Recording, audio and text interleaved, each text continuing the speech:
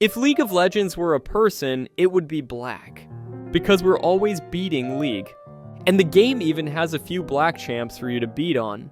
League of Legends is one of the most captivating games on the planet. Unless you're a Dota player, this is a game in the MOBA genre, multiplayer online battle arena inspired by the mod Defend the Asians.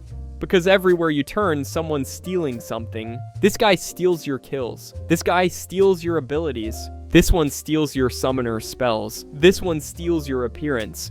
And this entire game steals your youth and a ton of your ranked points. It sounds like a total robbery, but LoL's gameplay is actually very civilized, requiring both physical and mental fortitude. The physical part is where your objective is to go to the enemy's base, smash it to pieces, and then flame them in chat with every curse word your parents ever taught you. But the game's intellectual side isn't found in its strategy or mechanics. Instead, you have to use all your brain power just to understand the game's logic, like how a fish can wear boots but a snake can't. A fire god gets healed by water but can still be set on fire. This champion flies a plane, but moves slower than most other champs and still has to buy boots to go faster. This guy's blind but can still be blinded by this one. Then two rods combine to make a hat. A sword is built from cloth and a dagger. This thing is called Trinity Force, but it's made from a sword, an axe, and a gem. The champs with guns and bows all buy swords. And then the other champs, to fight them,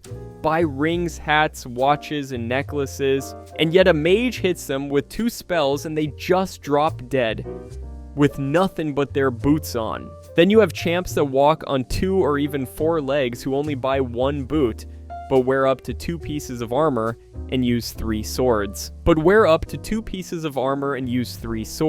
In the game, you control one of a 161 champions. Each one has a set of abilities, also called skills, but some skills will also just put you to sleep.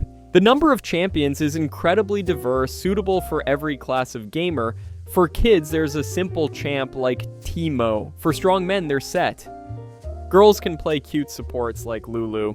Weebu can pick Yasuo because both are the dregs of society. But in the actual game, all the men play Teemo. The women play Set, and Weebu play Lulu, and only the toxic brats are the ones picking Yasuo. Every champion has their own unique set of abilities, no two are alike, along with a name that sounds incredibly over the top, like the Climax, Final Spark, Enchanted Crystal Arrow, Unstoppable Force, a barrage of rockets, or Demacian Justice, Undying Rage, Perfect Execution, Frozen Tomb, Ace in the Whole Realm, Warp 1, and some can even meditate.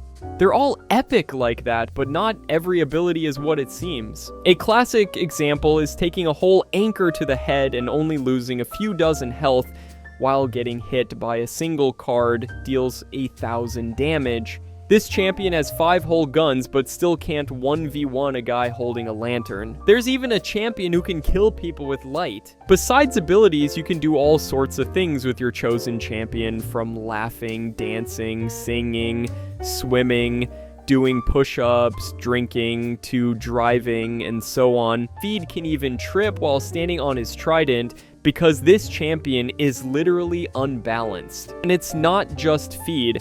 With every passing update, some champions become way too strong compared to the rest. But luckily, Riot always solves it in an extremely quick and simple way.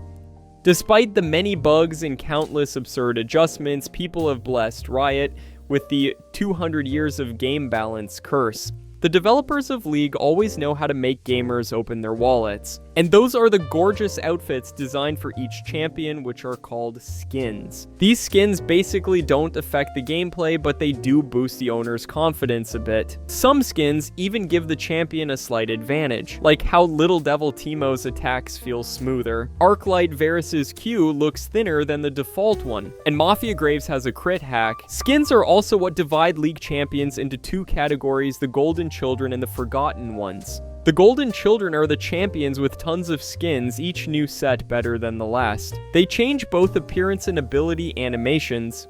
You could mention champions like Lux or Lee Sin, who get several new sets every year. As for the Forgotten Ones, they're the champions whose skins are even uglier than their default models, like Mossy Mafia, Petricite Mafia, Coral Reef Malphite, Rusty Blitzcrank, Lakeside Rambo, This investment in design has gradually turned League into a fashion game in the most literal sense. And sometimes it feels like Riot is more focused on making skins than on fixing bugs in the game. This could be considered a plus compared to Dota, where folks are desperate for a made skin for Crystal Maiden like Nidalee but can't get one. On top of that, Riot has also shown a clear determination to make League of Legends a game suitable for all genders. There are champions whose gender isn't clear, like Taric, a bisexual Nico Gecko, or the same-sex relationship between Diana and Leona, or even Graves, a shotgun-wielding cigar-smoking guy who also happens to be gay. In the game, you'll control a single champion using Q, W, E, and R to cast abilities. Or if you want, you can change those keys to whatever you like. You press D or F to get information on your opponent, B to recall, and R to send the top esports players home. When you have a certain amount of gold from farming minions or killing enemies, you can increase your champion's power by buying items from the shop. The shopkeeper is pretty easygoing, he'll even let you go into debt. The shop may look small, but it's got everything modeled, and the shopkeeper is no pushover. Besides the usual stuff like weapons, knives, swords, guns, cannons, this guy is also an organ trafficker, from heart-sized claws to fangs. In the game, we have two main maps, Summoner's Rift. The main and most beloved map in League, Summoner's Rift can be called the Sugar Daddy, because it has 3 lanes. And we have the ARAM map, Howling Abyss, where old people and those who don't like to try hard go to play. In the game, everyone has a name as long as it doesn't violate community standards. Back in the day when you got a kill streak in League, your name would pop up with a suffix. This led a lot of players to come up with interesting names like Taking a Poop or Your Girlfriend Left You. And so when they got kill after kill, it would pop up saying, Your girlfriend left you is unstoppable. Or Taking a Poop has become legendary. Or even simpler, they'd name themselves Because I Play Badly, then get into a game and immediately go AFK to send their teammates a message. The message being, Because I Play Badly has left the game. The only problem is that later on, all these names were changed to I Was Foolish. The beauty of League of Legends is that it's a team game, a place where you fight shoulder to shoulder with your friends, ready to become a soccer commentator, shouting, are we going in or not at your team? Or entrust your fate to 4 random strangers on the internet, where there's nothing you can do when the game is a total wreck. 3 people vote to surrender, but 1 person votes no. If I could make one change to League, I'd just wish Riot Games would show the names of who voted yes or no on surrenders so the whole team would have a target to flame. Besides normal and ranked games, League also has many other exciting game modes. League has many other exciting game modes such as One for All, Keyboard Smashing, or RAM where everyone fights together on one lane, and Team Fight Tactics where every win is because of your big brain strategy, and every loss is just bad luck. League is an esport. So of course there are professional teams, with prominent representatives like T1, G2 Teacher 3, Fantastic 4v5 Sister 6, 7up Team SCloud9 Band 10, Weibo 88 100 Tips.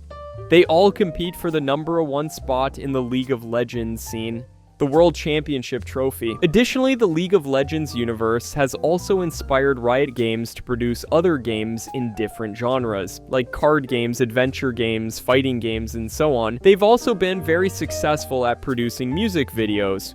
Every song they release becomes a hit. And Arcane won the award for Outstanding Animated Program at the Emmys. At the end of the day, LoL is still their golden child with a player base that grows steadily every year. Whether you play it or not, you have to admit LoL is one of the most must-play games in the world. Alright, I'll wrap it up here.